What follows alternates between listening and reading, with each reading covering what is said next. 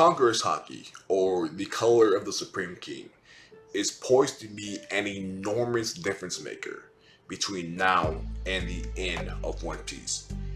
This power is going to separate the boys from the men. It is going to separate the strongest from the very strongest. Conqueror's Haki was already immensely powerful, but in Wano Country, Oda ups that. Oda turns that up by several notches.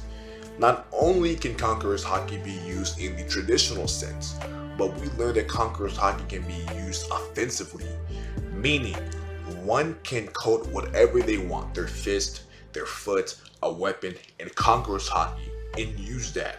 And their power is seemingly multiplied by at least 10. This is huge. This is insane, to say the very least. We were introduced to Conqueror's Haki right before the Summoned War, over 600 chapters ago. And now we learn there's a whole other aspect to it. There's a whole nother way that Conqueror's Haki can be utilized. And don't worry, I got you. We're gonna deep dive into this. We're gonna discuss this at length. So take a sit back, relax, just enjoy yourself. Conqueror's Haki, up until Wano Country, had no other function other than simply knocking out fodder. And it was epic as hell. Don't get me wrong, it was simple but very, very effective in its execution. We seen Luffy back on Fishman Island knock out 50,000 fishermen with a simple glance. Back in Amy's lobby, when Shanks is walking on the Moby Dick, we are seeing Whitebeard pirates just fall. This guy's Haki game was so strong that all they had to do was be in his presence and they were falling. They were collapsing. And it's not just Shanks either. Recall at the Paramount War, when Luffy unconsciously used his color of the Supreme King. There were stunned expressions all over the battlefield. Everybody was shocked at what they had seen. And for good reason, I say. This upstart, who has been a pirate for no more than a handful of months at this point, just displayed the ferociousness of a Supreme King. That is a terrifying thought if you are the remainder of the One Piece world. That is the literal equivalent to putting a machine gun into the hands of a sugar-rushed 4-year-old. It was stated by Don Chinjao that only he who stands atop the Supreme Kings can be called King of the Pirates. What he meant by that is that only he who has the most powerful Conqueror's Haki through all the seas, he who rises above the many, many Supreme Kings in his wake, that is the man who rightfully deserves to be called the Pirate King. Conqueror's Haki legitimately bumped Luffy up several notches in terms of raw physical power. Let's not forget how Kaido so easily disposed of Luffy in Act 1. In Act 3, Luffy is able to knock Kaido around several times, whereas before, his attacks ultimately amounted to no visible damage. But now wielding the color of the Supreme King, Luffy significantly closed the gap between himself and the world's strongest creature. Abilities alone cannot conquer the world. The world is convenient that way. Roger didn't have any fruit powers, because only Haki can transcend all. Now, on the surface, this may seem like another one of those vague Kaido quotes we've gotten countless times over throughout the course of Wano Country, but I believe this one has serious meaning behind it, and it gives us a good look into what it means to be a top tier in the One Piece world.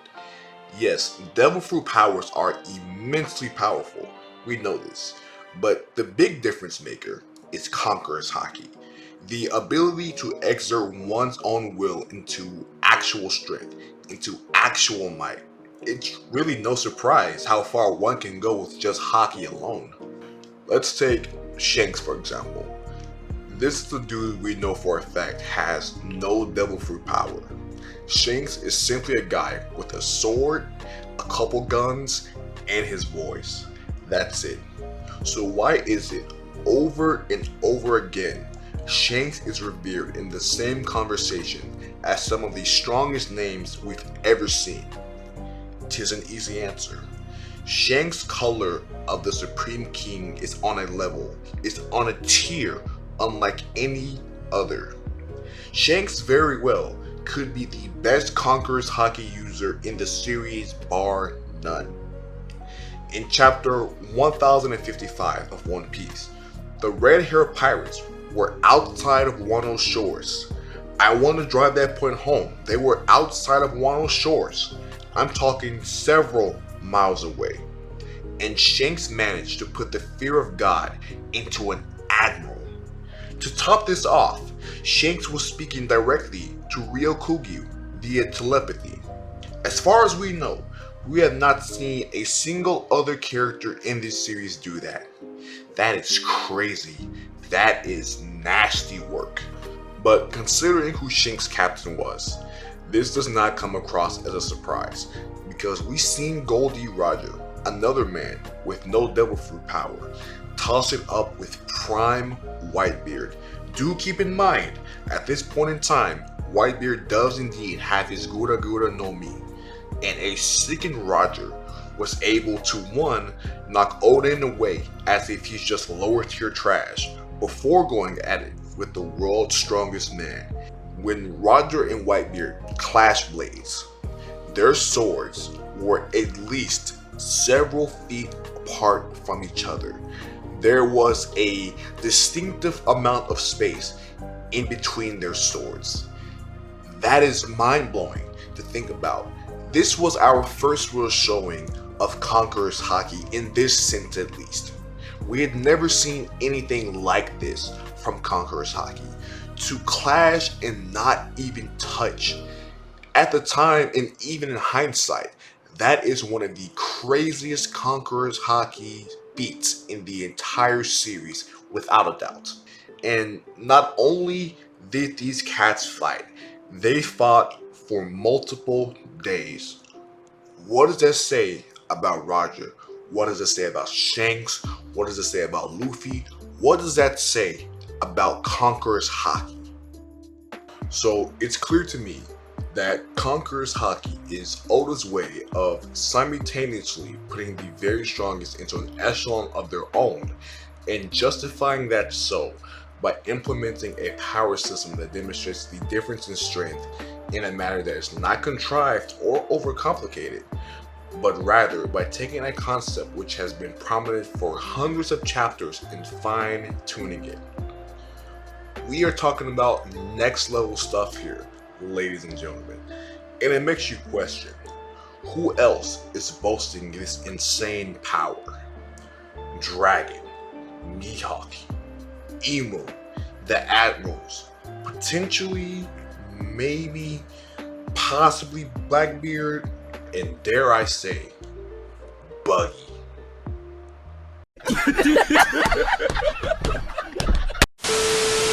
All of whom would be bigger players as we get into the final stretch of One Piece.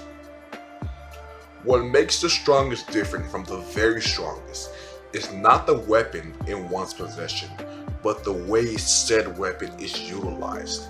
If two complete novices in Luffy and Zoro can awaken this next stage of Supreme King's Haki and deal significant damage to the ever-durable Kaido, what can some of the guys whom we have yet to see in battle do?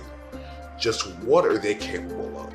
If this were a lesser series, a series, for example, that has shown itself to be inadequate at handling certain details, if One Piece were written by a lesser author, I would be worried that 1,000 plus chapters deep, we are suddenly introduced to a power that so drastically changes our outlook on what the strongest in the verse can do and what characters we have seen in the story display, then I will be raising an eyebrow for sure. But we are very clearly en route to the end here.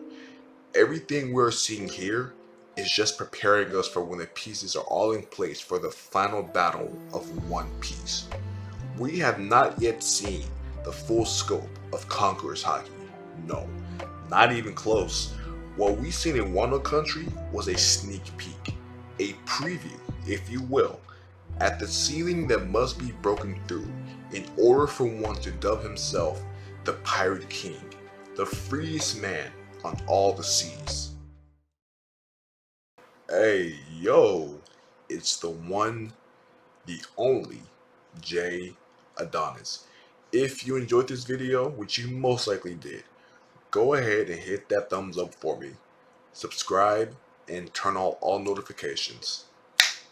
Stay gold.